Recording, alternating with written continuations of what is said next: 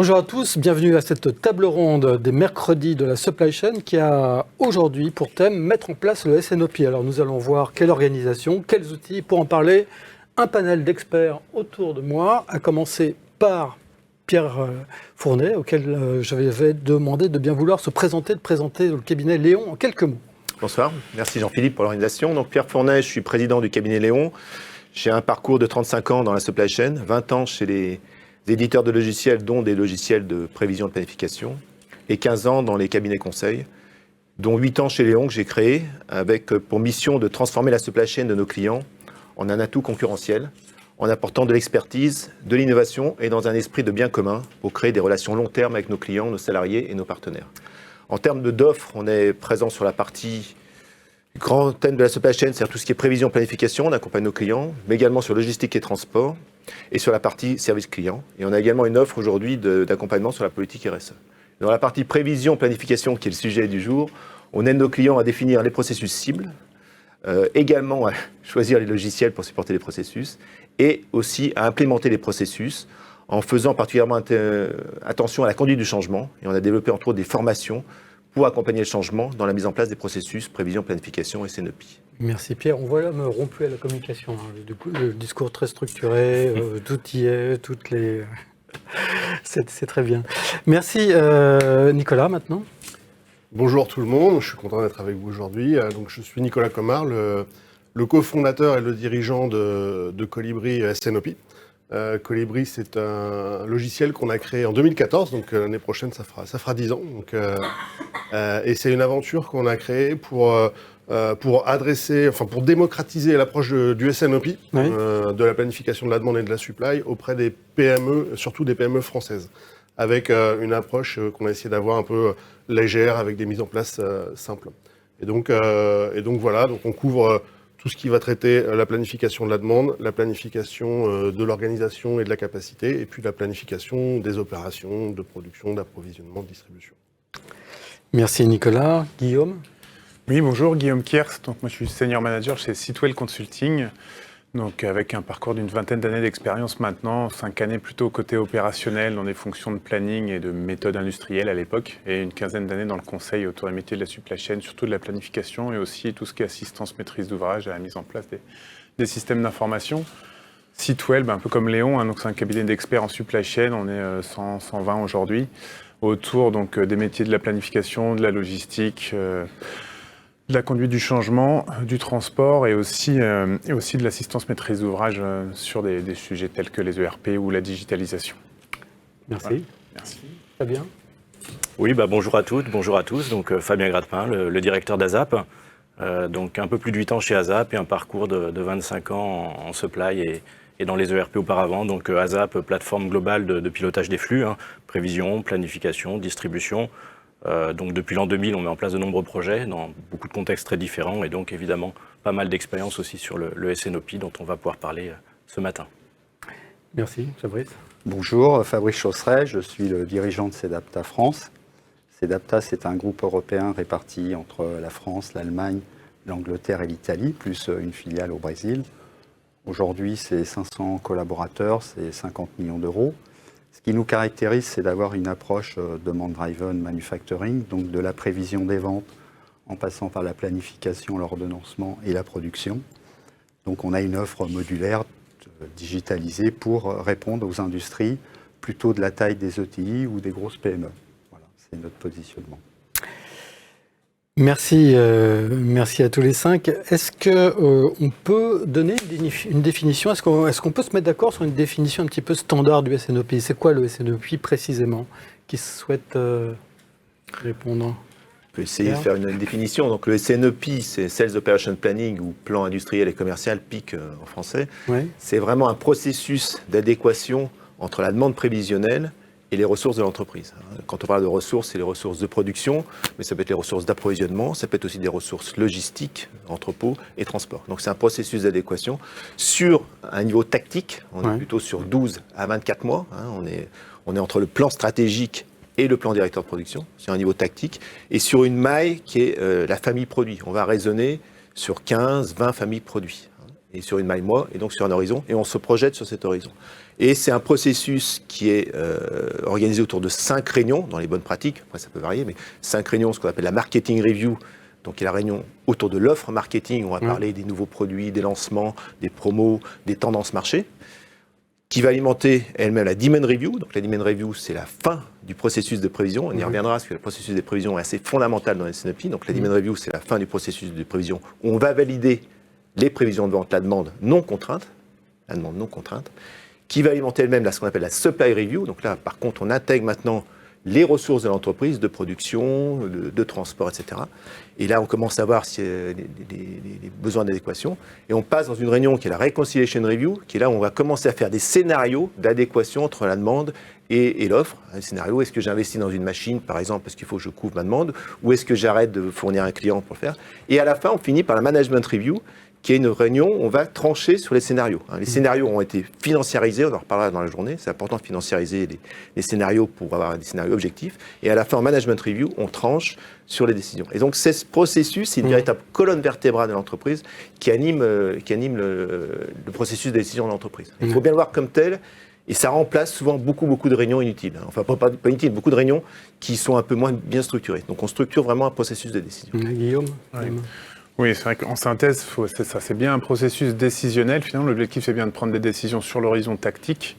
Et donc, du coup, pour prendre des décisions, il faut s'aligner. Donc, il y a tous, effectivement, ces scénarios. Ça permet aussi de s'aligner sur quelle va être la tactique en lien avec la stratégie qui a été définie au niveau du business plan. Mais forcément, il y a des contextes qui évoluent au fil des années, des mois. Et donc, du coup, l'objectif, c'est de se réajuster et de prendre les bonnes décisions et de se mettre d'accord. Le but étant de réconcilier, en fait, des objectifs qui peuvent être des objectifs commerciaux, des objectifs de production, par exemple. Exactement. Et puis de mettre tout le monde autour de la table et puis finalement définir un plan commun à l'ensemble des parties prenantes. C'est ça, alors mettre tout le monde autour de la table, après avoir préparé des scénarios, effectivement, parce que sinon, ça fait discussion de comptoir et on n'en ressort pas forcément avec les décisions qu'on souhaitait avoir. Et les scénarios, alors justement, qui c'est qui les élabore? Donc les scénarios, on va dire, souvent c'est un processus, on le verra peut-être plus tard encore, mais qui est collaboratif, poussé un peu par la supply chain parce que c'est un des premiers clients des décisions aussi, in fine, mais pas uniquement. Et donc, du coup, effectivement, comme le mentionnais tout à l'heure, il y a plusieurs étapes. La marketing review, donc avec les gens du marketing, du développement pour les nouveaux produits et des ventes. Et après, il y a la supply avec plutôt les gens de la supply chain, finalement, et la production, suivant comment ça s'organiser. Et une fois qu'on a ça, on cherche les adéquations, les possibilités de financement et ainsi de suite. En fonction, forcément, il y a des solutions qui coûtent plus cher que d'autres. Donc, il y a des scénarios qui vont être éliminés par défaut ou qui ne sont pas alignés avec la stratégie du groupe. Et donc, à partir de ce moment-là, le SNOP manager ou le responsable au sein du service qui pilote le SNOP vient prépare la réunion, les scénarios, et la décision est prise, ou en général, comme d'habitude, c'est jamais le scénario A, B ou C qui est choisi, mais le B', le C tierce ou quoi que ce soit, mais l'avantage c'est qu'il y a une décision qui est prise en commun. Pourquoi c'est la supply qui est moteur dans la mise en place du SNOP? Parce que la supply intervient à plusieurs niveaux, parce qu'on est quand même sur une logique, déjà la partie prévision de vente, tout ce qui est gestion des prévisions, toute la partie demand review, c'est quand même le job de la supply. La partie supply review, tout ce qui est planification des ressources, c'est quand même aussi le job de la supply. Donc c'est logique qu'elle intervienne dans ce processus. Après, la marketing review, ça c'est le job du marketing. La marketing review, quand on en parle au niveau des SNOP, elle existe souvent dans l'entreprise. Il y a des réunions marketing, c'est pas quelque chose qu'on la structure autour du SNOP. Et après, la partie reconciliation review, management review, ça c'est aux étapes. Mais déjà sur la partie demand review, on en reviendra là-dessus, qui est quand même essentiel dans le processus, et supply review, la supply chain est au centre de ces deux processus. Donc c'est assez logique qu'elle soit impliquée. Après, ça ne veut pas dire que la supply chain anime toutes les réunions. Par exemple, la reconciliation review, tu parlais de ça, qui est vraiment la réunion où on fait les scénarios, où on va financiariser les scénarios. C'est souvent la finance qui anime cette réunion. Ça peut être le contrôle de gestion. D'accord.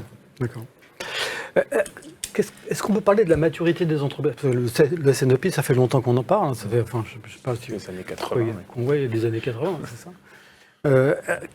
Est-ce que toutes les entreprises, toutes les grandes entreprises ont déjà mis en place un SNOP, ou est-ce qu'elles découvrent ou redécouvrent un petit peu le SNOP?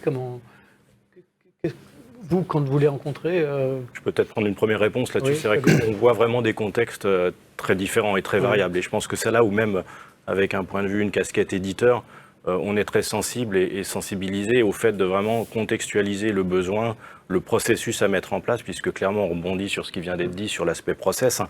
Même en étant éditeur, c'est essentiel avant de penser aux fonctionnalités, de penser au processus et à la mise en œuvre de ce processus. La supply, on vient de l'évoquer, va jouer un rôle d'animation, de chef d'orchestre, voire de facilitateur, n'est en aucun cas le seul décisionnaire, c'est plus un rôle de facilitation. Il y a un décisionnaire qui est en général beaucoup plus on va dire, transverse, hein, que la supply, même s'il a souvent un rôle très transverse. Et donc là, par rapport à ça, effectivement, le sujet pour l'aspect, on va dire, solution et logiciel, c'est double. C'est à la fois de proposer un panel de fonctionnalités pour structurer le process, et également des fonctionnalités qui peuvent, de manière très agile, répondre à des besoins inattendus. C'est-à-dire qu'on structure un process routinier à une certaine fréquence, et puis on a du SNOI, hein, qui arrive des fois chez nos clients, qui est quelque chose de beaucoup plus court terme, de réaction, d'exécution potentiellement. Et donc le client souhaite actionner les mêmes leviers de partage d'infos et de prise de décision collégiale, avec finalement quelque chose qui est beaucoup plus court terme. Donc en synthèse là-dessus, nous ce qu'on aime bien dire chez ASAP, et c'est une analogie qu'on aime bien, c'est finalement le SNOP, c'est un petit peu l'équivalent du Rubik's Cube avec toutes les facettes et les couleurs mélangées. Oui. Pour les remettre ensemble, c'est pas si simple, hein, il y a des petites recettes, hein, les experts connaissent des petits trucs, mais n'empêche que c'est pas toujours la même chose, et que le SNOP, c'est justement réaligner toutes ces couleurs et toutes les phases du Rubik's Cube d'un point de vue à la fois efficace et surtout rapide et collégial. C'est ça qu'on aime bien dire. Oui, sur la maturité. Et pour compléter, Fabien, ce qu'on ressent, alors c'est enfoncer des portes ouvertes, mais depuis le Covid, ça a accéléré une maturité, une prise de conscience. Et surtout, c'est d'être beaucoup plus réactif et avoir une vision plus court terme que par le passé. Et c'est d'allier les deux, cette fameuse stratégie et cette exécution dans un même temps. Parce qu'aujourd'hui, c'est fondamental dans la rentabilité d'une entreprise, quoi. Bien sûr. Et c'est pourquoi aujourd'hui, on peut dire que la supply chain, elle est au cœur de l'entreprise. Ouais. C'est la colonne vertébrale de l'entreprise. C'est la même chose côté PME, quand vous rencontrez des PME chez Colibri, par exemple, est-ce que vous rencontrez également une maturité comme ça des entreprises dans la mise en place du SNOP, ou est-ce qu'on vient vous dire, tiens, moi je voudrais mettre en place le SNOP, est-ce que vous avez une solution informatique à me proposer ? On est plutôt dans ce cas-là, c'est-à-dire que je dirais qu'en ce moment, les PME sont dans une vague où ils sont en train de s'équiper d'un processus et d'un outil SNOP. Donc on est sur un début de maturité. Donc en général, on posait la question tout à l'heure de pourquoi la supply chain est centrale dans les SNOP. Ce qu'on voit dans les PME, c'est que quand il n'y a pas de SNOP, c'est souvent sur la supply chain qu'on tape parce qu'il y a un problème sur le stock. Il y en a toujours trop ou pas assez. Oui. Donc dans les deux cas, c'est un problème. Et à la fin, la supply chain, en travaillant avec 2-3 personnes smart dans l'entreprise qui les accompagne pour mettre en place les bons processus, on va vers un processus SNOP dans l'axe. Alors, Pierre a bien expliqué tout à l'heure la bonne pratique du SNOP, dans le sens apique du terme. Dans les PME, ce qu'on voit souvent, c'est que ce qu'on veut, c'est un processus un peu qui embarque tout le monde, parce qu'effectivement, si le commercial ne donne pas les informations, on ne peut pas avoir le bon stock dimensionné. Donc c'est surtout un processus qui embarque tout le monde, de façon à avoir le maximum d'efficacité dans la coordination des équipes et dans les décisions et les plans d'action qu'on va prendre derrière. Et donc, on voit qu'en ce moment, les PME sont en train de s'orienter vers ça parce qu'il y a énormément de problèmes financiers qui sont générés par une mauvaise équilibre du stock et qu'elles sont en train de prendre en compte globalement que ce n'est pas juste la faute de la personne qui gère le stock, mais c'est la faute aussi de l'approvisionnement, de la finance, du commerce, de la direction générale parfois, qui sont tous responsables de ça. Donc on a vraiment une vague de maturité qui est en train d'arriver sur les PME, et aussi parce qu'il y a des personnes qui viennent des grands groupes et qui prennent des postes de directeur supply chain ou directeur général. Dans les PME, il y a aussi toute une vague de PME, de start-up qui appartiennent à des fonds d'investissement qui aussi investissent pour améliorer l'efficacité opérationnelle des entreprises et qui poussent ces PME à s'équiper. Embarquer tout le monde quand on est directeur supply, c'est pas toujours évident. Il faut absolument avoir le soutien de la direction générale dans ce cas-là. Donc, c'est indispensable. C'est vraiment une décision de direction générale. C'est indispensable, effectivement. Alors, on le voit d'autant plus dans les PME quand, on va dire, 100% des projets sur lesquels la direction générale est sponsor fonctionnent, quasiment, sauf gros accidents. Par contre, l'inverse n'est pas totalement vrai. Ça peut fonctionner quand on n'a pas l'apport de la puissance du directeur général, mais c'est beaucoup, beaucoup plus compliqué. Pourquoi mettons en place le SNOP ? À quoi ça sert exactement ? C'est vraiment un processus de décision qui permet de prendre des décisions au niveau tactique et surtout de penser au niveau tactique et d'anticiper. Et pour en revenir à la remarque de Nicolas, ça s'applique dans les grands groupes, mais aussi dans les PME-PMI. On travaille avec un groupe qui s'appelle Agro Mousquetaire, où c'est une myriade de 59 PMI, mais ils ont mis en place des processus SNOPI, et ça permet de prendre des décisions. Décisions de type, on est en croissance dans notre marché, on a une ligne de production qui va saturer, on sait que dans 12 mois, on ne passera plus. Qu'est-ce qu'on fait ? Est-ce qu'on achète une nouvelle ligne ou est-ce qu'on dit, par exemple, on travaille pour un client hors groupe qui n'est pas très rentable, est-ce qu'on arrête l'activité extérieure ? Donc on anticipe ce type de décision. Et ça, c'est extrêmement serein pour le monde de fonctionnement de l'entreprise. On n'arrive pas à un moment donné, on arrive dans le mur, on anticipe. On a des pénuries, ça m'est arrivé chez un client dans le sanitaire, on avait des pénuries sur un produit. Et au lieu de se dire, on a des pénuries, on arrive dans le mur, on anticipe. Et on dit à nos clients, attention, on est en pénurie sur un produit pendant 6 mois, on va vous mettre un autre produit à la place, et après on va revenir au produit initial. Donc on anticipe ce genre de décision, on travaille avec beaucoup plus de sérénité. Donc c'est un processus très important. Par contre, il faut bien l'orienter au niveau tactique, c'est vraiment 12 à 24 mois, c'est vraiment à la famille produit, et éviter l'écueil de tomber au niveau article, PDP, court terme. Pour vous donner un exemple, chez certains clients, on raisonne de M+4 à M+24. C'est-à-dire qu'on ne regarde même pas les 3 premiers mois, on regarde au-delà du 3e mois pour vraiment être dans un horizon tactique. Ça permet de prendre des décisions et de les assumer, je dirais aussi, parce que finalement, le SNOPI a l'avantage d'être un débat très factuel, très organisé, un petit peu routinier dans ce que tu décrivais dans le process usuel. Et justement, le fait de prendre ces décisions et d'avoir cet organe de décision global et partagé permet de les assumer. Peut-être pour ouvrir un peu aussi sur un sujet qui est connexe, on a des indicateurs, de la mesure, parce que le SNOPI va avec beaucoup de KPI, de suivi de certains chiffres clés. On parlait du stock, il y en a beaucoup d'autres. Et finalement, ces chiffres sont là pour également assumer une prise d'orientation, une décision entre les acteurs, avec un choix qui peut être difficile à faire. Et c'est bien ce que doit résoudre le SNOPI. C'est des choix extrêmement difficiles dans certains cas, d'allocation, de répartition de stock, de distribution, enfin des choix très complexes par nature en fait. Oui, c'est un point important parce qu'au fait, c'est vrai qu'on parle d'un horizon tactique sur lequel on fait des prévisions. Donc, c'est-à-dire que les décisions qu'on va prendre sont basées quand même sur des prévisions. On le sait, les prévisions ne sont jamais complètement justes. Donc, forcément, ça engage, il y a une prise de risque sur les décisions qu'on va prendre. Et c'est aussi pour ça que c'est important que la direction générale valide. Parce que les gens sont jamais toujours d'accord entre eux. Donc, il y a le commercial qui voudra peut-être pousser un peu plus et prendre plus de risques. Oui, mais après, derrière, les finances doivent suivre, et ainsi de suite. Donc, quelqu'un doit trancher, la direction générale doit être là pour trancher. Et je rebondis sur la question de tout à l'heure aussi sur le fait, est-ce que tous les grands groupes ont un SNOPI aujourd'hui ? Les grands groupes industriels probablement, mais on voit depuis quelques années aussi les grands groupes de distribution aussi qui s'y mettent de plus en plus pour lesquels il n'y en avait pas avant. Et ça, c'est un mouvement aussi qu'on voit un peu, c'est plus réservé aux industriels. C'est oui, parce que dans les SNOPI, forcément, il y a l'opération, donc c'était plus la production qui se sentait concernée. Mais effectivement... Juste peut-être un point aussi important sur la partie SNOPI, c'est la partie aussi adéquation avec le budget. C'est un point qui est fait au niveau SNOPI, c'est que ça permet de voir, parce que les prévisions de vente, un sujet, les prévisions de vente, c'est pas le budget. Le budget, c'est une ambition, les prévisions de vente, c'est la réalité. Et le SNOPI permet ce que les Américains appellent de faire to close the gap, donc combler l'écart entre les prévisions et le budget. Donc on se dit, attends, là, on n'est pas au budget, qu'est-ce qu'on fait ? Est-ce qu'il faut qu'on rajoute des promos ? Est-ce qu'il faut qu'on lance un produit plus tôt, etc. C'est aussi ça, c'est un vrai outil de pilotage pour atteindre le budget. Nicolas ? Oui, je veux dire, on a fait une statistique il y a quelques mois sur notre écosystème, donc plutôt des PME de distribution industrielle française, sur qu'est-ce qu'elles attendaient de l'outillage, de la mise en place d'un outil SNOPI ou d'un processus SNOPI. Et j'étais un peu surpris de voir qu'en gain numéro 1 attendu, c'est stabilité, sérénité, efficacité des équipes. Parce que le cas typique, c'est que quand vous ne faites pas de SNOPI, vous avez la personne qui a la planification industrielle qui va se retrouver avec 140% de charge tous les mois. Et ben, au bout de 3 mois, cette personne-là, elle va démissionner, elle va partir ou elle va faire une crise de nerfs. Et on sait aujourd'hui, il y a un gros problème en France aussi, une conjoncture qui fait que c'est très difficile de trouver des personnes efficaces et puis de les garder et de les faire évoluer.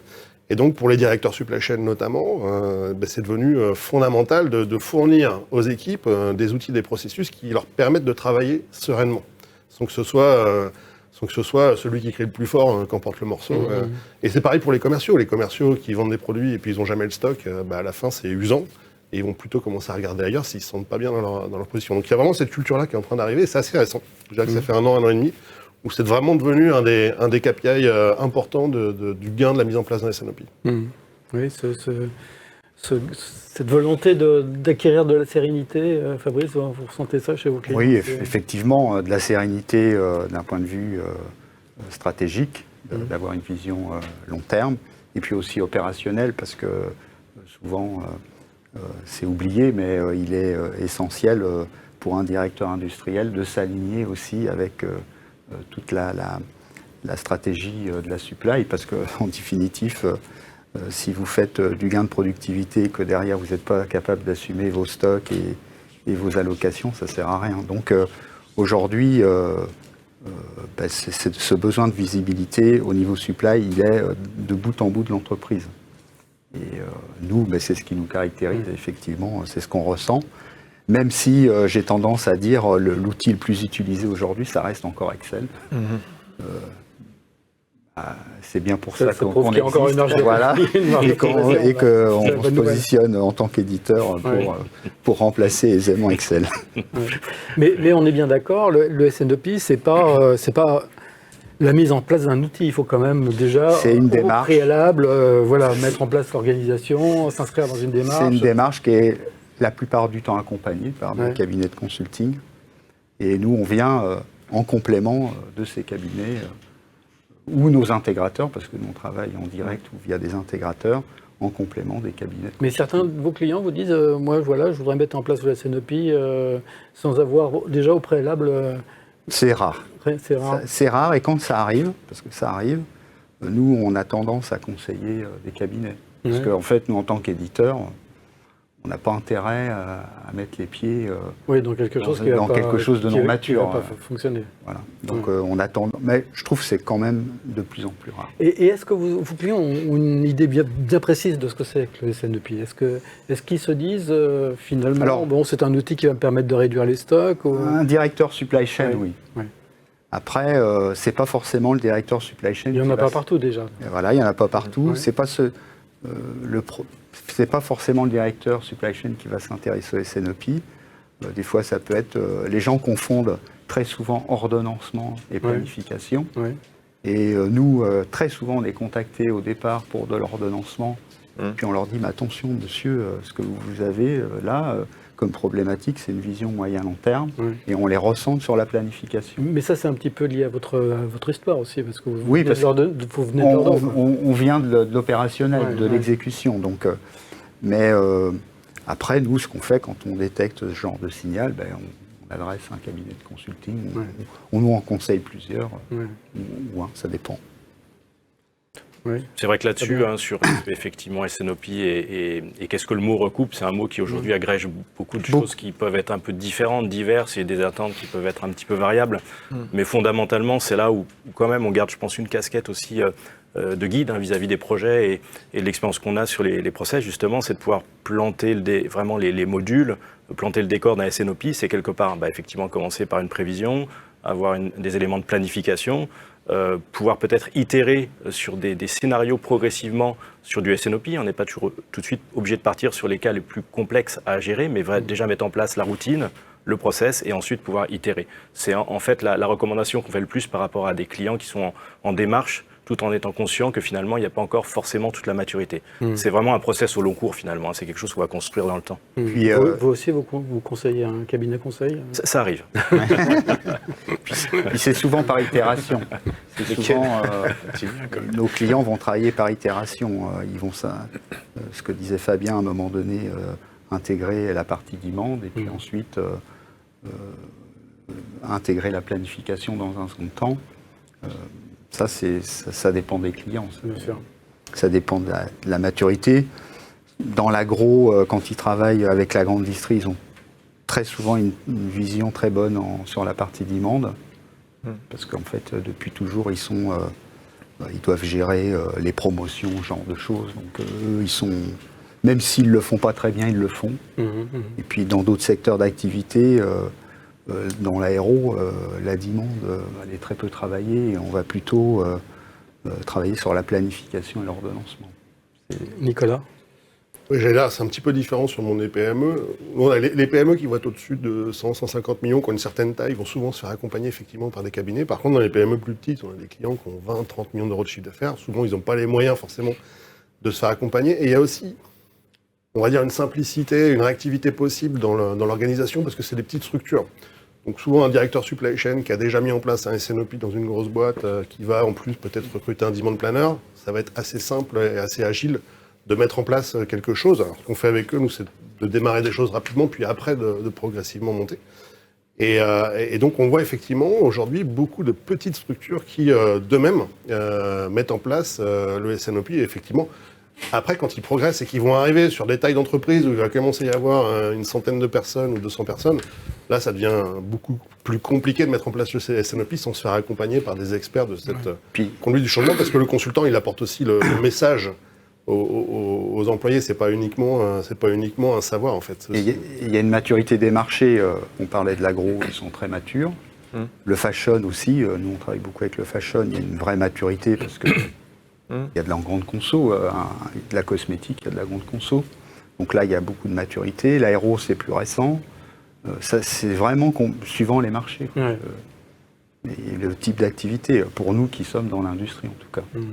Et puis on peut compléter sur le retail, c'est-à-dire que nous on travaille aussi bien avec les industriels qu'avec le retail, à peu près moitié-moitié chez ASAP, et c'est clair que le retail arrive à du SNOP, on a un tout petit peu évoqué ça tout à l'heure par rapport à l'adéquation besoins et ressources, et là on parle de ressources d'approvisionnement, de choses à aller sourcer, du négoce, et là on a du SNOP qui arrive complètement chez les retailers, c'est un sujet très très intéressant parce que les contraintes sont également très fortes, et la manière de gérer les flux sont évidemment très différentes, puisqu'on n'est pas dans des situations industrielles. Donc on a des leviers logistiques et des complexités logistiques par rapport à du grand import, par rapport à des scénarios de stockage, par rapport à des stocks déportés. Enfin, on a des choses très très intéressantes qui complètent vraiment ce qu'on pratiquait dans le passé plus traditionnellement sur les industriels en fait. Est-ce que le SNOP, ça s'inscrit dans la durée, ou alors il faut l'entretenir? Est-ce qu'il faut que... Voilà, des fois c'est porté par un ou plusieurs individus, mais une fois que les individus sont partis, ont quitté l'entreprise, est-ce qu'il y a vraiment quelque chose est-ce qu'il faut l'alimenter, je veux dire, pour que ça... En fait, c'est un processus qui est extrêmement vertueux. Donc, une fois qu'il est mis en place et que les gens ont compris l'importance du processus et que c'est validé par la direction générale, ça reste. Moi, je vous donne un exemple. J'ai travaillé avec Mars, le groupe Mars dans la partie pet food, et je parle en 2011. En 2011, on faisait déjà des séminaires où Mars expliquait comment ils utilisaient le SNOP. Et le general manager de Mars disait que la management review, c'était la réunion la plus importante du mois. Il faisait la management review le jour de son codir, quoi.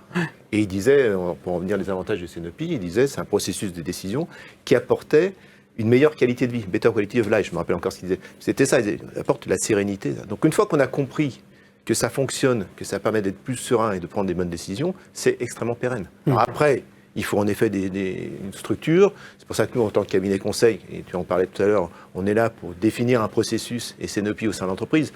Tout à l'heure, j'ai parlé des 5 réunions, qui est le processus, comme tu disais, à PIC, c'est classique. Après, dans la vraie vie, il peut y avoir des variantes. Je vois chez Agro Mousquetaire, par exemple, il y a une fusion entre marketing review et demand review. Dans d'autres, j'étais chez un distributeur, il y a une fusion reconciliation review et management review. Donc, tout est possible. Mais le principe de fonctionnement de ces 5 réunions reste. Et une fois qu'on a mis ça en place et qu'on a dit, pour chaque réunion, quels sont les inputs, les outputs, quels sont les participants, quel est l'animateur, quels sont les KPI. Et après, on a mis ça. Après, ce qui est intéressant dans les groupes, c'est souvent d'avoir un SOP manager qui, lui, va aussi permettre de faire vivre le processus. Il n'est pas forcément l'animateur toutes les réunions. Comme je disais tout à l'heure, le marketing, c'est le marketing qui va l'animer, la reconciliation review, c'est la finance. Mais lui, il va aussi s'assurer que le processus suit son cours tout au long de l'année. Mais pour l'avoir expérimenté, quand c'est bien ancré, que les gens ont bien compris, qu'ils ne confondent pas non plus PIC et PDP, c'est-à-dire que quand on parle souvent avec les clients, les clients nous disent, ou les prospects nous disent, j'ai un SNOP.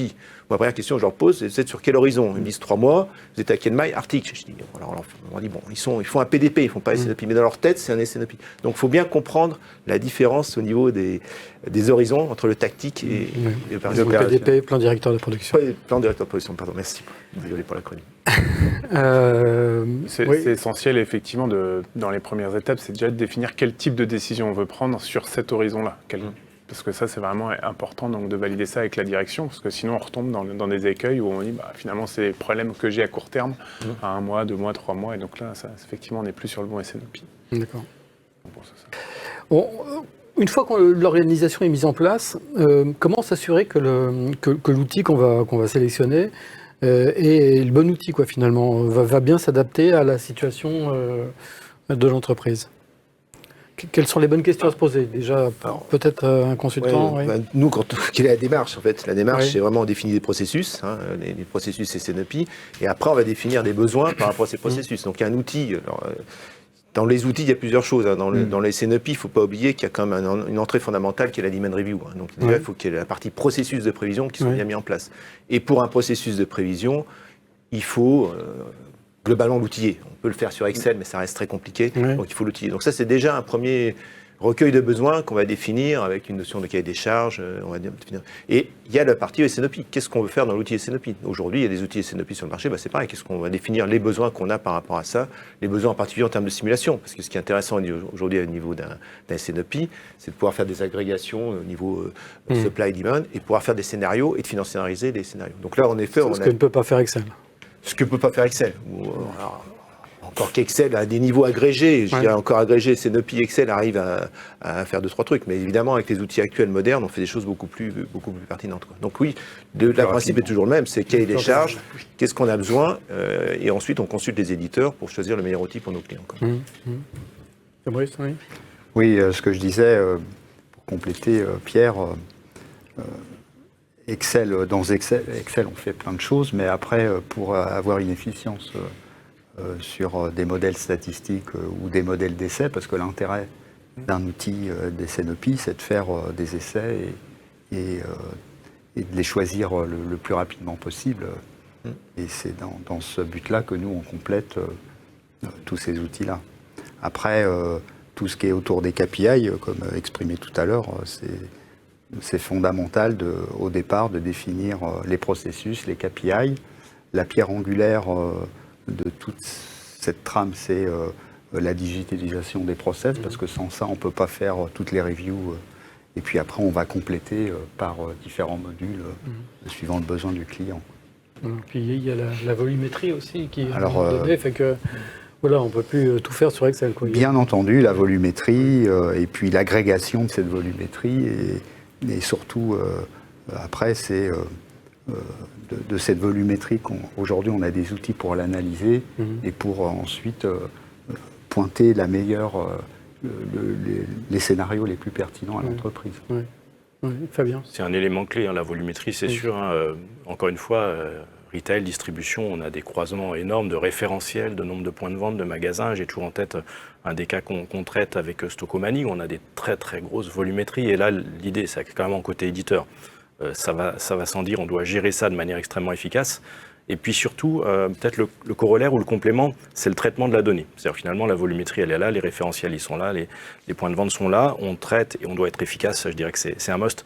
Mais ce qu'on apporte en plus, c'est l'aptitude à traiter et à trouver des choses intéressantes dans les données. Donc là, un des sujets qui est un petit peu autour de ce qu'on évoque là, c'est un petit peu les sujets, par exemple, de classification de données. C'est-à-dire qu'on peut avoir des process SNOP extrêmement efficaces et mis en place, mais ce qui arrive souvent, c'est que dans la vie courante, justement, dans tout ce qui arrive dans la vie courante de nos clients, c'est que des marchés arrivent, des nouveaux produits sont lancés. Il y a beaucoup de choses qui, finalement, je dirais pas perturbent, mais sont nouvelles par rapport au process. Et par rapport à ça, justement, l'APS va aider à garder le process fédéré, donc il est là le process, mais à classifier, à intégrer des données nouvelles dans ce processus, dans les KPI, dans ce qui est traité par les utilisateurs. Et donc là, c'est vraiment, on est sur un panel de fonctionnalités qui est plus sur le traitement de la donnée et la classification de la donnée qu'on peut aussi apporter par rapport à des solutions de type ASAP, APS. Oui. Est-ce que tous les APS sont adaptés à un processus SNOP, ou alors est-ce qu'il y en a qui sont plus spécialisés que d'autres, j'allais dire? Bon, alors, moi, je réponds pour ASAP, je dirais qu'il est parfaitement adapté, mais on ne va pas dire autre chose. Je pense que mes collègues vont dire pareil pour les leurs et que les consultants vont. Donc, en ce qui concerne Sedapta, notre APS, il est standardisé. On peut le modéliser sur des métiers très spécifiques. C'est ce qui nous caractérise. Mais effectivement, notre APS, il répond à beaucoup d'entreprises. Oui, pour Colibri. Oui, pour Colibri, c'est vrai. D'ailleurs, on s'appelle Colibri SNOP, donc c'est... Non, mais effectivement, je dis souvent à mes équipes, ça sert à rien de faire de la prévision si on planifie pas derrière, parce que la prévision est un premier input pour bien dimensionner le stock, bien approvisionner, bien produire, bien s'organiser, si on est dans la boucle SNOP. Et donc, je pense que c'est pareil pour nous trois, c'est-à-dire que c'est un périmètre complet qui est le cœur de notre R&D.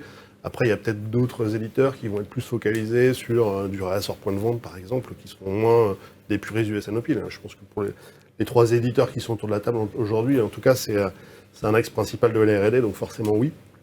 Après, je voulais revenir sur la question que vous posiez, sur comment bien choisir un outil SNOP. Ce que je dirais aussi, c'est qu'il ne faut pas hésiter à demander aux éditeurs des démos contextuelles, et surtout en présentant les processus qui vont être vraiment importants pour l'entreprise. Parfois, ça va être de la substitution, du rapprochement budgétaire, la gestion des promotions, peu importe. Mais il ne faut pas hésiter à voir les écrans. Simplement, il ne faut pas juste avoir une ligne dans un fichier Excel en disant oui, on répond à tel besoin. C'est aussi comment on y répond. Est-ce que le cas d'utilisation paraît suffisamment simple et ergonomique aussi pour les utilisateurs? Et puis un dernier sujet, c'est qu'aujourd'hui, il faut profiter de la communauté de clients. On a tous beaucoup de clients maintenant qui témoignent souvent, qui sont joignables. Donc il est souvent assez simple pour une société qui se pose la question de trouver chez Colibri ou dans d'autres sociétés utilisatrices qui vont s'apparenter à leur cas d'utilisation et de les consulter. Et là, avec ces deux éléments, il y a les meilleures réponses pour bien choisir. Alors c'est un point important que signale Nicolas, qu'on fait nous systématiquement, c'est-à-dire avec nos clients, quand on a fait une shortlist d'éditeurs, c'est faire un prototype ou une maquette avec les données du client. Parce que c'est là où on voit vraiment on voit la capacité des éditeurs à réagir et le temps qu'il leur faut, puis on voit la capacité ensuite à montrer les données du client et par rapport au processus qu'on a défini. En tant que consultant, vous participez aux appels d'offres? Ah oui, bien sûr. Nous, on accompagne. Quand le client nous demande, on accompagne avec des processus de ce qu'on appelle les RFI, Request for Information, Request for Proposal. Et quand on arrive en shortlist, avec les 2-3 qui restent, on fait systématiquement une maquette pour juger le produit sur pièce. Guillaume, pareil. Oui, c'est vrai. Et pour compléter, depuis quelques temps maintenant, c'est vrai que souvent, il y avait aussi une phase de pilote sur Excel, sur un panel plus restreint, et ainsi de suite. Et malgré tout, finalement, Excel n'embarque pas forcément toutes les directions.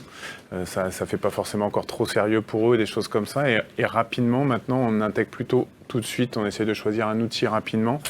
Et ça embarque plus facilement les gens aussi parce qu'ils sont plus ergonomiques qu'il y a quelques années, et ainsi de suite. Et c'est vrai que c'est plus facile et on peut intégrer plus rapidement de la complexité, catégoriser plus facilement les familles produits, et ainsi de suite. Et aujourd'hui, ça devient un atout. Alors après, par contre, il n'y a pas que des APS qui font du SNOP non plus sur le marché. Il y a aussi les outils décisionnels type EPM aujourd'hui qu'on voit aussi, donc qui peuvent rentrer en concurrence, notamment avec des équipes financières qui l'utilisent pour du budget ou des choses comme ça. Donc des outils type Anaplan, Board ou des sujets comme ça. Donc ça élargit un peu le choix suivant, on va dire, le contexte système d'information du client aussi. Alors justement, puisqu'on parle de la finance, qu'est-ce que l'IBP et qu'est-ce que ça apporte par rapport au SNOP? Ça représente la convergence entre le SNOP et la finance. Et ça permet d'aligner le fonctionnel avec l'opérationnel, avec une même vision. C'est ça qui est essentiel. Et en fait, la finance, elle reste au cœur des décisions. D'accord. Est-ce que c'est obligatoire? Est-ce qu'on peut se satisfaire simplement d'un SNOP sans intégrer la finance? Ou est-ce qu'aujourd'hui c'est devenu une évolution naturelle, presque obligatoire? Ça dépend des entreprises. Après, je pense que mes collègues En fait, l'IBP, c'est quand même une façon d'impliquer la finance et la direction générale dans le SNOP. Mais nous, en tout cas, dans notre vision, le SNOP, il intègre forcément la finance et la direction générale. Des modules. Donc, c'est un peu on fait de l'IBP sans le savoir, quoi, en fait. On fait de l'IBP sans le savoir. C'est de la valorisation, c'est de la valorisation de scénario. Je dirais que c'est un angle d'une prise de décision qui est quand même essentiel. Donc, je dirais qu'on valorise, on a les unités classiques, logistique, production, etc. Et on a des unités financières intrinsèques, même dans certains autres scénarios qui ne sont pas SNOP, dans de la planif, dans de la prév. On veut valoriser une prévision parce qu'au commerce, c'est quand même les euros qui vont parler aussi au-delà des volumes, etc. Dans nos processus, on valorise toujours. En fait. C'est aussi le langage de la direction générale et de la direction financière, c'est-à-dire qu'eux ont des objectifs de chiffre d'affaires, de marge, de stock immobilisé en valeur sur l'année, et ça permet aussi de parler dans leur langage et de ramener un petit peu les décisions du SNOP dans quelque chose qui leur parle. Et c'est par exemple avec l'IBP, c'est là que des outils comme les jumeaux numériques, par exemple, vont prendre tout leur sens. On va pouvoir comparer différentes stratégies sur tous les aspects de la stratégie. À quel pourcentage du chiffre d'affaires projeté je vais répondre, quel coût de production je vais avoir sur toute mon année si je suis dans ma simulation A ou B. Et là, on va vraiment pouvoir prendre des décisions. Là, on n'est plus dans le tactique, on est vraiment dans le stratégique, là, pour le coup. Oui, tout à fait. Et pour l'anecdote, pour échanger avec un des fondateurs du SNOP, c'est plus après avec le recul, et c'est plutôt une erreur marketing de l'avoir juste appelé Sales and Operation Planning en fait. Ça a eu tendance à le limiter justement aux ventes et à la supply, alors que dans la littérature, ça devait intégrer tout le monde, quoi. Donc, c'est qui l'inventeur ? plutôt un dysfonctionnement. Tom Wallace ou Non, c'était Dick Link. On me fait de grands signes au niveau de la régie, il y a plein de questions. Donc on va demander à Hervé de venir et puis de nous présenter ces questions. Bonjour Hervé. Bonjour Jean-Philippe et bonjour à tous. Alors pour débuter, est-ce que vous pouvez clarifier la différence entre ordonnancement et planification ? Alors ça, on va laisser Fabrice faire la distinction. Alors l'ordonnancement, c'est sur la partie exécution, donc souvent on dit scheduling aussi, parce que il y a tous ces termes à pas confondre. Donc là, on va être sur le très court terme, donc la journée, éventuellement la semaine, mais c'est plutôt la journée, la demi-journée, c'est de pouvoir interagir directement dans l'usine, sur l'organisation de la production. Et puis la planification, donc là, il y a souvent la confusion des termes, mais c'est sur une partie moyen-long terme, donc plutôt de 4 à 12 mois, c'est ce qu'on disait tout à l'heure. Et ça, c'est en amont de la production. Donc effectivement, nous, après, on a une plateforme avec une base de données commune, un même moteur, mais c'est bien deux choses différentes. Je vais plus compléter en termes d'image, parce que je travaille pas mal d'années dans l'ordonnancement. Et en fait, l'ordonnancement, c'est vraiment comment produire, quoi. On a des ordres de fabrication, et on va dire comment on les produit sur un horizon d'une semaine, 2 semaines, etc. Et la partie plan de production, c'est quoi produire ? Qu'est-ce que je produis par période de temps ? Voilà. Et quand on arrive au niveau de l'ordonnancement, on sait que normalement, lorsqu'on a des outils comme les vôtres, qui sont des plans à capacité finie, lorsqu'on a fait quoi produire sur la semaine, ça doit passer. Et l'ordonnancement, derrière, n'a plus qu'à exécuter. Et souvent, lorsqu'on arrive dans les entreprises, le problème que tu as signé tout à l'heure, c'est qu'ils galèrent au niveau de l'ordonnancement, ils changent 15 fois l'ordonnancement dans la semaine, parce qu'au départ, le plan de production, le quoi produire n'a pas été fait. N'a pas été fait. Et souvent, il y a cette confusion-là qui apparaît systématiquement. Absolument. Mais bon. Et d'ailleurs, souvent, on pense qu'on a un problème à l'ordonnancement, mais le problème, il est en amont sur la Avant de travailler chez Colibri, j'étais aussi consultant et ça arrivait souvent de me faire solliciter dans les entreprises et qui ne voyaient pas le problème au bon endroit. Ouais. Et c'est souvent que l'ordo puise aussi son information sur le RP, alors que la planification est plus nourrie par un APS. Un APS, puis si elle a bien été faite avec une notion de planification à capacité finie, c'est-à-dire qu'on a déjà anticipé au niveau à 4 à 6 mois, semaine par semaine, la capacité de l'usine, par exemple, on sait que ça va passer, quoi. Donc quand on arrive dans l'ordo, on a juste à gérer les EF dans la semaine. Après, on les met plus ou moins dans l'ordre, peu importe. Mais voilà, c'est bien cette anticipation qui est importante. Oui, l'ordonnancement est là pour optimiser l'utilisation des ressources disponibles qui ont été définies dans le plan. Oui, puis gérer les aléas. Vous n'avez pas de machine, donc il faut reséquencer, etc. Gérer les aléas, les aléas opérateurs, mettre les bonnes ressources sur les bonnes machines au bon moment, les bonnes compétences. C'est le comment. C'est le comment. Hervé ? Alors vous avez évoqué le SNOP pour travailler le tactique 4-24 mois. Quel process pour piloter le 1-3 mois ? PDP, plan de production, on est au niveau plan de production, on est sur un aspect opérationnel, on va descendre au SNOP, on est au niveau famille, 4 à 24 mois, ou pas forcément obligé d'aller à 24 mois, ça peut être 12 à 18, peu importe, mais on est au niveau famille, niveau agrégé, avec un processus mensuel, et quand on descend au niveau du PDP, on descend sur une maille de 1 à 6 mois, ça dépend des business, et là on est au niveau article, on descend au niveau SKU. Ouais. Donc là, c'est vraiment la logique du plan de production avec des processus et des outils qui sont autour de la table. Il faut préciser que les deux processus doivent se parler. Oui. On l'a vu aussi. Il faut que le PDP envoie son plan ferme au SNOP et que le SNOP envoie ses décisions au PDP. Ouais. Et même si une partie de prévision encore des fois sur cet horizon court terme, on a quand même beaucoup plus de connus avec pas mal de commandes fermes déjà. Donc forcément, c'est pour ça qu'on peut le faire à l'article aussi, typiquement. Sur le PDP, d'ailleurs, une des questions intéressantes à se poser, puisqu'on parle de planification et donc de maille de temps. C'est ma maille de temps quotidienne, hebdo, suivant les contextes, ça peut être télescopique, c'est-à-dire qu'on peut avoir un début d'horizon à la journée, puis un horizon peut-être un petit peu au-delà avec des semaines. Donc ça, c'est des choses intéressantes parce que ça permet aussi de caler quelque part le bon équilibrage en termes de modélisation finalement, comment je modélise mes ressources, mes goulots, mes bottlenecks dans l'entreprise, etc. Donc là, finalement, par rapport à ça, c'est la modélisation qui pour nous va être vraiment essentielle. Merci. Autre question ? Oui. Pouvez-vous nous expliquer le change nécessaire, y compris des CODIR ou COMEX, dans la mise en place du SNOP ?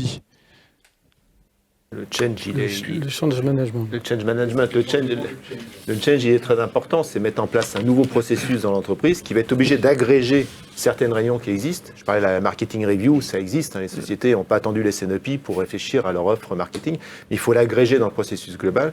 La demand review, elle peut exister aussi. Donc tout ça, il faut l'agréger. Et derrière, il faut souvent accompagner avec du change. Nous, on fait beaucoup de formations. On a un organisme de formation certifiée Calliope, on accompagne avec des business games pour que les gens intègrent, que ce soit le beer game et d'autres, mais on intègre que les autres services connexes à la supply chain, que ce soit la direction générale, la finance ou autres, comprennent ce que c'est que la supply chain. Et ça les aide beaucoup. Moi, j'ai fait des jeux où à la fin, vous avez des commerciaux qui vous disent « Ah oui, le stock, ça coûte quand même de l'argent. » Ils se rendent compte des choses comme ça. Et parce qu'on les fait rentrer dans ces jeux. Donc, c'est ça le change management. Et il faut en effet accompagner. Ça peut être aussi, nous, on l'a fait chez des clients, de co-animer des processus SNOP une fois qu'on les a définis. On les anime pendant 6 mois pour faire monter les équipes, les sensibiliser et ensuite laisser le processus dérouler par lui-même. Guillaume ?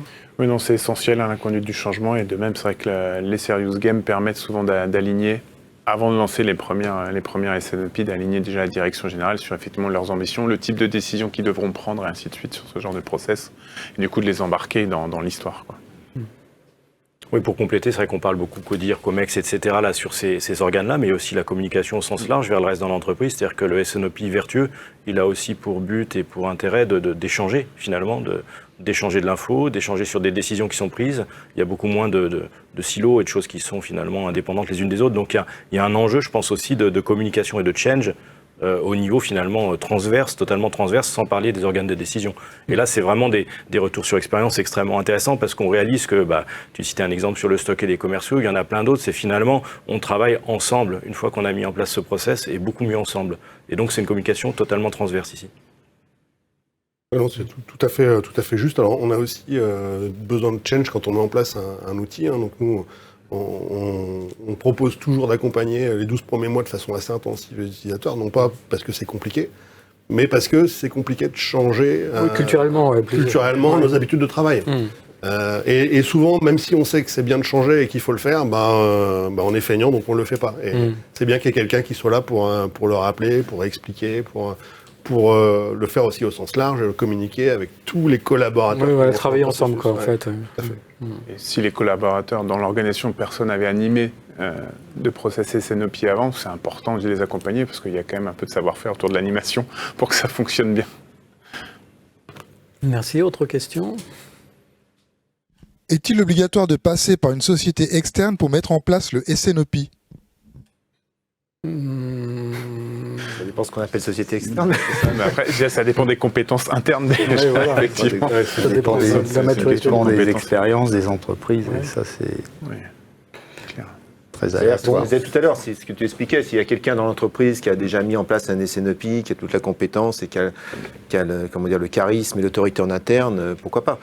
Souvent, on se rend compte que c'est nécessaire que des conseils interviennent, parce que, comme on l'a dit tout à l'heure, il y a beaucoup de change, il y a des processus à définir, c'est pas si simple, il faut quand même mettre les gens autour de la table, définir des nouveaux processus, inculquer les bonnes pratiques, donc il y a beaucoup de travail. Et on sait bien que nul n'est prophète en son pays, il y a plus de célèbre que moi qui l'a dit, mais nul n'est prophète en son pays, donc en interne, c'est jamais simple. Les messages passent plus facilement quand c'est quelqu'un d'externe, qui par conséquent n'a pas de rôle ou de pouvoir en interne dans la société. Nul n'est prophète en son pays, quoi. C'est vrai que sur le change, c'est mieux qu'une société de conseil intervienne. Bah oui, toujours. Hervé. Est-ce qu'une entreprise publique soumise aux procédures de passation de marché public et devant faire un appel d'offres pour s'approvisionner en médicaments peut mettre en place un SNOP et comment mesurer l'impact d'une stratégie de la chaîne d'approvisionnement? Alors voilà une question précise. Oui. Je pense que c'est une question pour un consultant, ça, Guillaume. C'est vrai que la santé médicaments, mais de toute façon, il n'y a pas de contre-indication à faire un appel d'offres public pour la mise en place Bien, d'un contre-indication, c'est bien. Pour le... Bon mot là en plus, hein, bravo. Oui, non, après, effectivement, Ouais. la question, elle s'est fermée en même temps, du coup.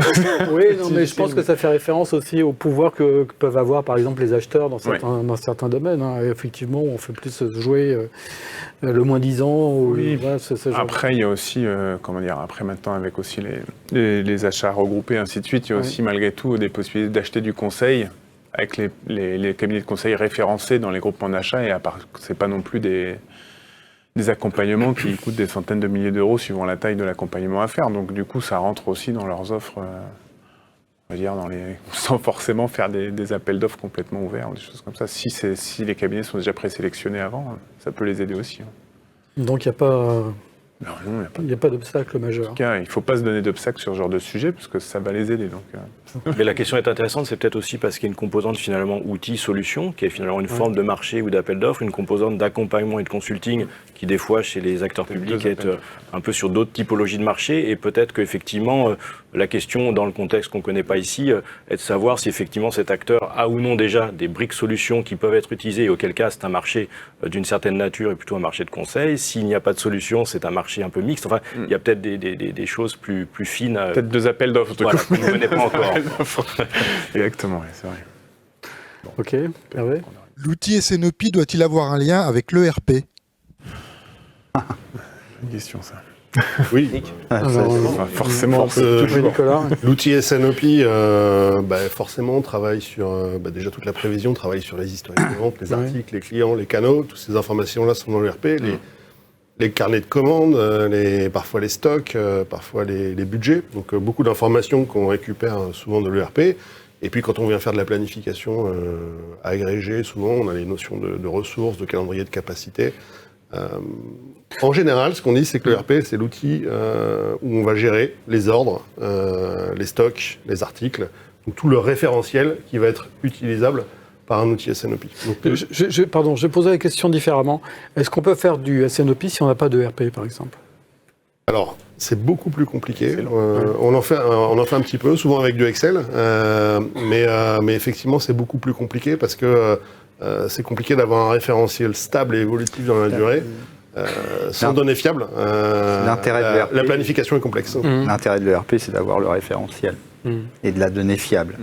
Et sans données fiables, il n'y a pas de SNOP. Donc, on s'interface quasiment toujours avec un ERP. À quelques exceptions près. C'est fondamental, que ce soit du SAP, du Sage X3 ou tout autre. Je pense que je dirais 95 ou 98% de nos clients ont interfacé avec l'ERP.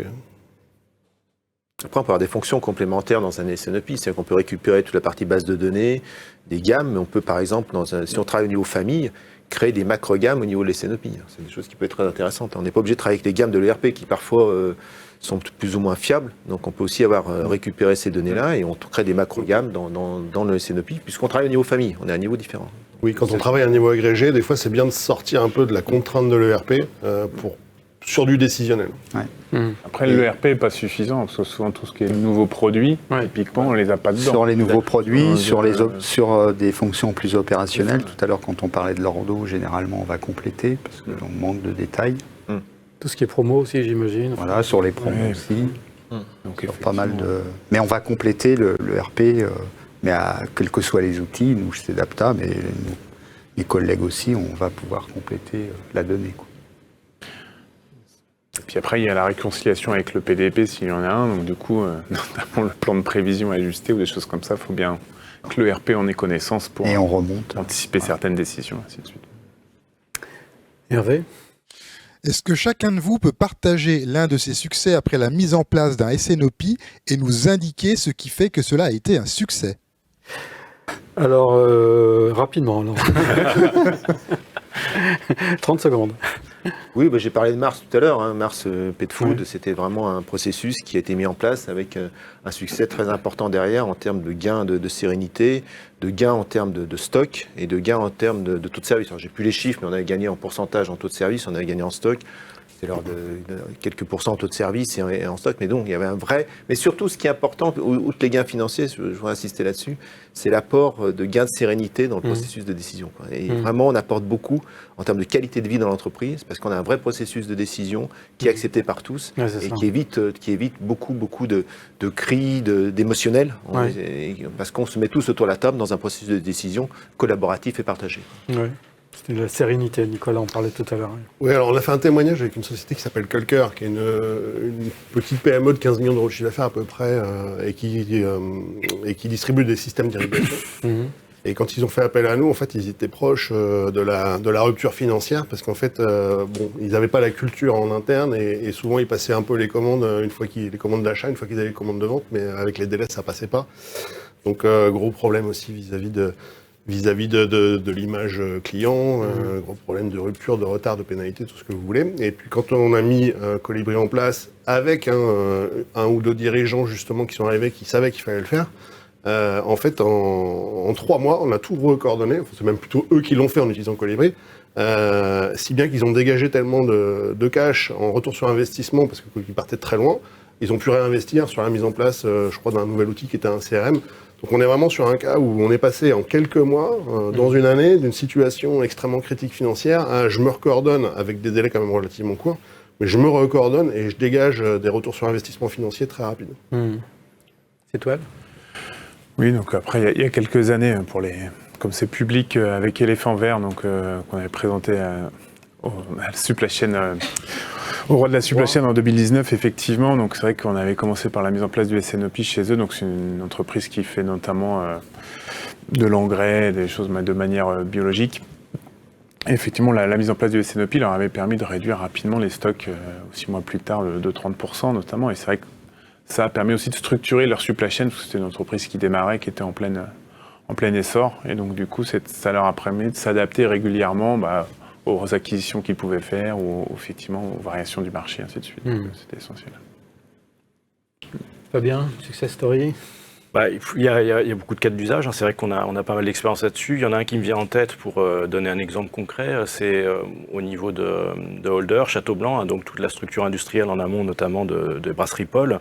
La mise en place vraiment du SNOP chez Château Blanc, c'est la modélisation adaptée, suivant tout ce qu'on vient de dire, d'un process, et finalement la modélisation des sites de production, avec des enjeux qui étaient des enjeux d'organisation industrielle, donc qui remontaient quand même assez haut au niveau de la direction industrielle, et des enjeux de pilotage d'usine. Donc vraiment des choix par rapport à des lignes de production, des familles de produits. Je l'ai fait ici, je l'ai fait là. Donc ça, je dirais que c'est des choix structurants. Donc ça, c'est un cas vraiment intéressant à ce niveau-là, structuré. Et puis le complément, c'est la flexibilité. C'est grâce au process d'avoir pu identifier des manières de gérer des scénarios où justement il fallait faire un petit peu différemment de ce qui était prévu en termes de grands choix d'orientation industrielle. Et donc là, on a des contextes de comparaison de scénarios et de choix qui sont donc, on revient à ce qu'on disait un peu plus tôt, faits de manière assumée et dans la sérénité. Donc vraiment, organisation, choix et efficacité au final. Donc pour nous c'est pareil, on va avoir de nombreux cas, que ce soit dans le food, dans la pharma, dans le fashion. Si on prend le food, on a des clients comme Au'Jeu sur la partie demand, où là effectivement on va pouvoir travailler sur les prévisions et puis sur la partie promotion, et là on va apporter beaucoup. Ou alors un autre exemple comme Bowley, qui fabrique des panettone, où là on a travaillé au départ sur la partie SNOP, on a fait énormément gagner d'argent sur les stocks, et puis maintenant on est descendu sur la partie plus opérationnelle pour lier les deux avec la partie exécution. Mais bon, voilà, après on a d'autres exemples en pharma aussi, où là, il y a un gain énorme aussi sur la partie PREF, parce que c'est un enjeu forcément qu'on a connu avec le Covid. Mais le plus gros gain, il se fait généralement sur les stocks.